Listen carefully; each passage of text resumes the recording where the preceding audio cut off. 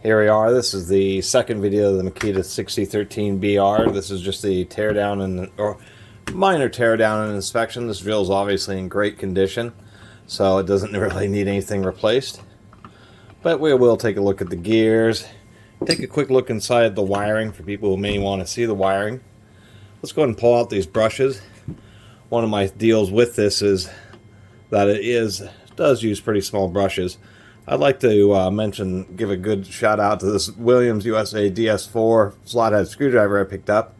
Look, it's a square screwdriver so you can use a wrench on it, but they actually sanded or ground each one of the surfaces on the square of this. I thought, wow, that's a really surprisingly well-made screwdriver.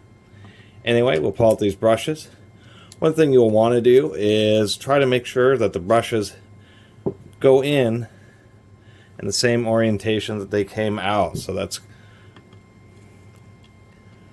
because since this drill motor tends to run in one particular direction, the brushes actually kind of offset and wear a little bit in that particular direction, and they'll make some extra noise.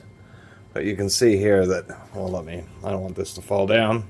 You can see that is a fairly small brush.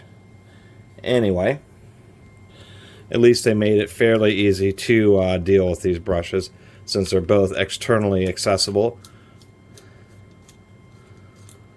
So I'll give them credit for that. They have decent brush caps there. You can look at my Milwaukee teardown video. These brushes are much smaller. We can see that the copper wire inside isn't that discolored. There's a little bit of discoloration, but it's not too bad. And surprisingly enough, this little dotted line is the brush wear marker. And I think they just essentially intend on you replacing the brushes a little more often in the Makitas than other tools, just to get you to... Tell you the truth, I don't know. But they do wear out pretty fast. And it is a disappointment. Makita just should have used larger brushes. We're going to take a look at the motor, so that's why I did that. But first, let's take a quick look at the wiring.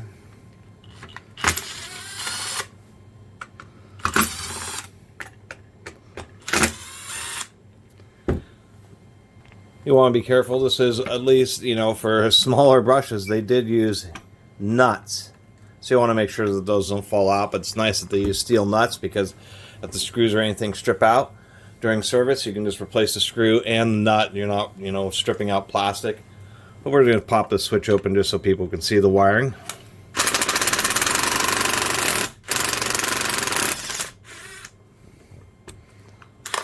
That was a pretty tight screw.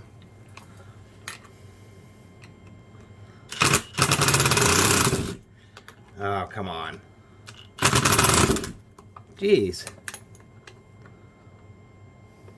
I'm just ruining this. Always annoying with long bits sometimes. I probably should use a newer bit too. Fortunately, it's pretty easy to pop this off. They don't mention anywhere inside that this is a polycarbonate, so I don't know if this is a polycarbonate or just an ABS handle. I have seen these with broken handles. Pretty simple, but pretty clean inside. A separate cord pinch, easy to replace the cord. All screwed down, crimp terminals and then screwed down. So it is a little bit funkier, but at least you don't need a soldering iron to replace the wires. And of course, all the wires that come through the motor. Even though it's a plastic housing, I do like that they put in an extra little insulator for those wires to keep them from chafing.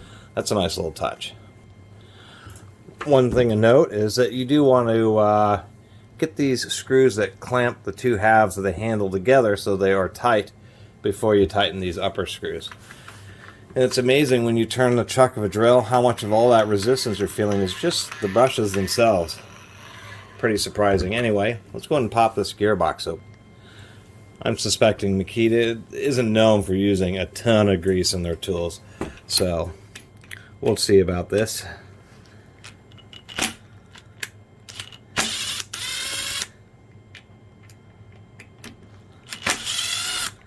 Now these are a lot easier. I should point out why.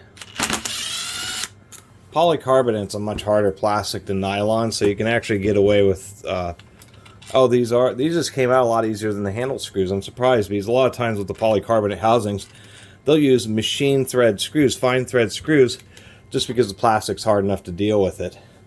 But surprisingly enough, they're not doing that here. We will see if they have an alignment pin. Makita's also done that before, where they just haven't had something that prevents the gearbox from wanting to shift back and forth. But it looks like they've, well, hopefully they've done something like that. Doesn't look like they've done. See, there's like a little spot there and a spot here where they could have put an alignment pin, but they just didn't have one. It's kind of annoying about Makitas. There is a couple machined areas in here which kind of sit on these little bosses. So when you put it on, you do get some degree of alignment.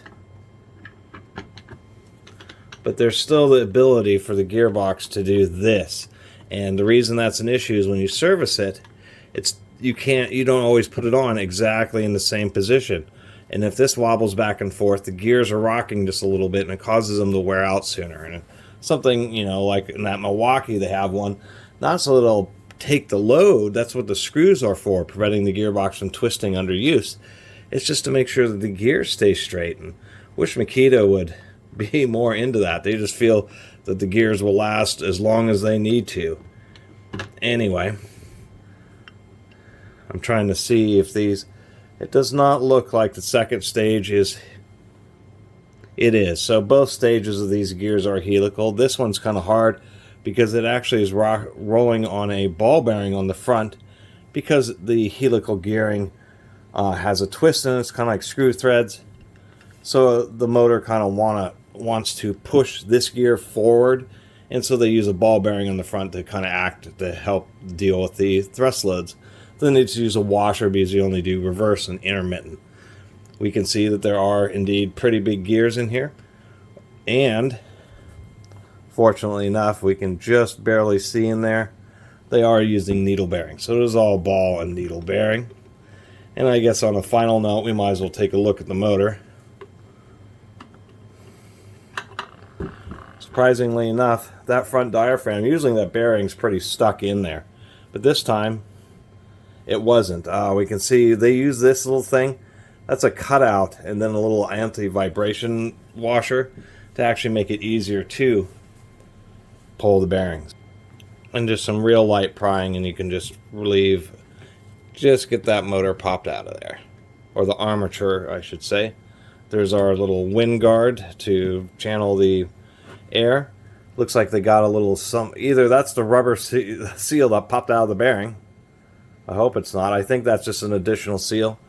Because they also have this plastic thing is just to help spin and deflect dust to prevent it from wanting to get caught up in this back bearing. They do actually have a shim washer there, and it's actually even open. They saved a few cents by going with an open bearing, figuring that since it's sitting into the closed or hidden bore in the back of the drill, that they don't have to worry about dust getting into it, which is technically correct. But they could have put a metal shield on it just to make it a little nicer. Makita motors do run smooth, and we can see that. There's just a little bit of grinding there.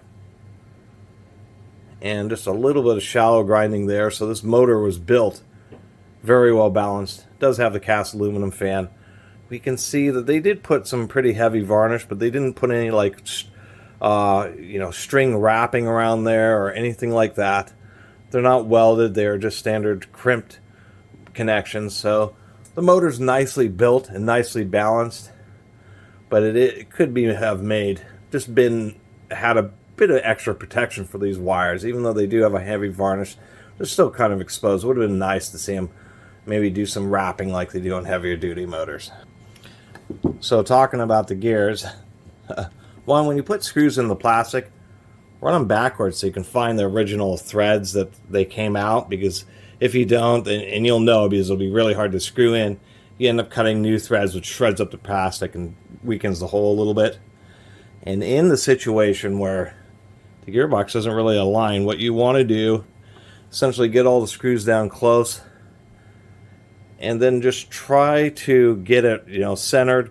You'll see where the screw had been seated before, And so the best thing that you can do, instead of even trying to perfect it, is to just get it in the same alignment that it came out before. That way the gears, are at least throughout their lifetime, will be at the same angle, even if they're slightly tilted. Gosh, I wish Makita would use alignment pins. It's a big deal. And you should also remember, sorry for my cuts, that the brushes, they're a little fidgety for one. First, they don't put any little tapers at the beginning of the brush guide, so the brush just wants to get totally hung up. There we go. Is when you put on these brush caps, you use as wide a screwdriver as you possibly can, and they're fidgety because of the spring, and you just cinch them down because they're made out of a high electrically resistant and high temperature resistance. God, you also have to get them threaded perfect, but they're very brittle, so if you use too narrow a screwdriver, you risk just oh, come on.